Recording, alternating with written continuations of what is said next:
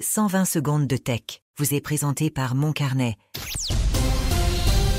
C'est l'édition du mercredi 2 juillet. Le réseau social Threads de Meta propose désormais la messagerie privée entre abonnés et propose aussi une nouveauté, Threads Highlighter, un outil visuel qui met en avant les discussions et points de vue marquants, notamment sur les sujets de tendance. Amazon vient de franchir un cap symbolique en déployant son millionième robot dans un centre de traitement des commandes au Japon. Aujourd'hui, 75% des livraisons du géant sont assistées par des robots. L'entreprise a aussi dévoilé un nouveau modèle d'intelligence artificielle, Deep Fleet, conçu pour optimiser la coordination de ces robots et améliorer leur vitesse de 10%. La consommation d'électricité des centres de données de Google a plus que doublé en 4 ans, atteignant 3,8 millions de mégawatts-heure en 2024, selon son dernier rapport de durabilité. Ces centres représentent près de 96% de la consommation énergétique de l'entreprise.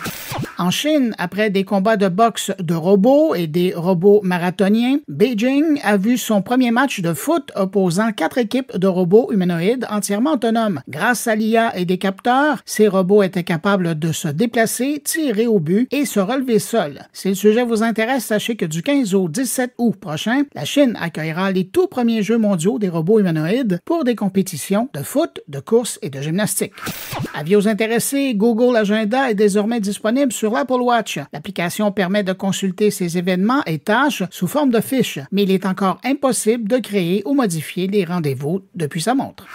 La plateforme de création artistique Uncut fermera définitivement le 31 juillet prochain. Malgré 6 mois de recherche pour trouver du financement, l'équipe n'a pas été capable d'assurer la pérennité du service. Les utilisateurs peuvent sauvegarder leurs œuvres et données d'ici là, et d'ici la fermeture, tous les utilisateurs recevront un accès au niveau Creator Pro ainsi que 30 000 crédits pour finaliser leur projet.